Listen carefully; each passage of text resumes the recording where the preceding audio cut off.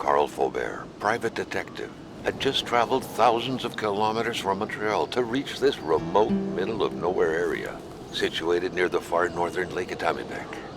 Granted, this was a great distance to cover for a sole client, but word had it that he was a particularly wealthy one.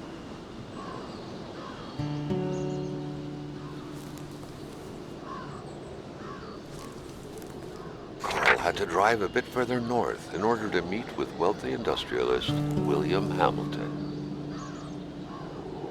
Hamilton was a prosperous owner who had acquired various businesses as well as metal mines in this northern region. Hamilton is waiting for Carl in the general store. It was time for him to get down to business. Hamilton never mentioned a road-blocking barrier. Why was it needed here in the back of Beyond? That would, however, be a mystery for another day. Carl had waited long enough for someone to come and raise it.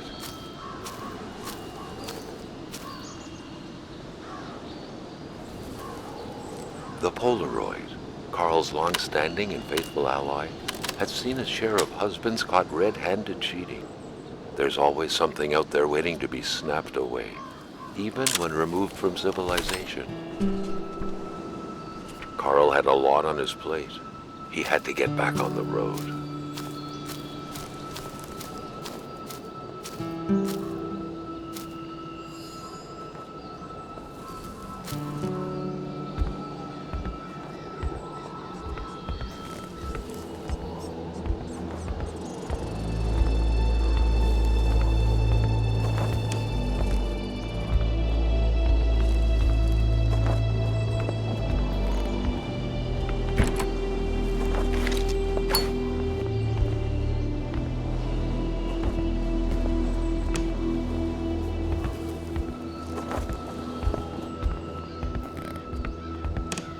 The journey ahead was calling. The case won't close itself.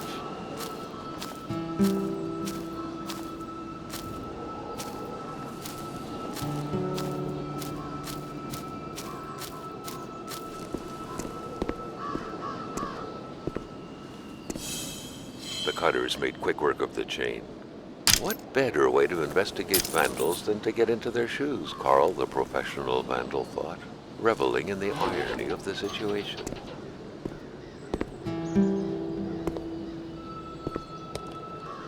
Always striving to uphold uprightness, Carl, feeling the need to appease his guilty conscience, left a $10 note as damages. Carl had a lot on his plate. He had to get back on the road. William Hamilton enjoyed a lavish country house built in the very heart of the northern forests, not too far from here. The local populace was divided when it came to the affluent man. Some saw a wealthy philanthropist dedicated to improving the region's economy.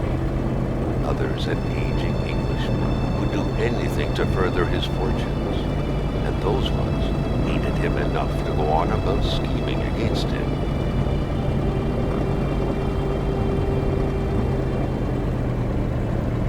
Carl was not made aware that winter would come early this year. The North made clear who was the boss up there: snow, which didn't care much about the date when it felt like dumping its first load of the year. Hamilton had recently acquired a few local businesses, but the last straw was the reopening of a mine, which gave rise to a wave of protests and threats from the Cree people.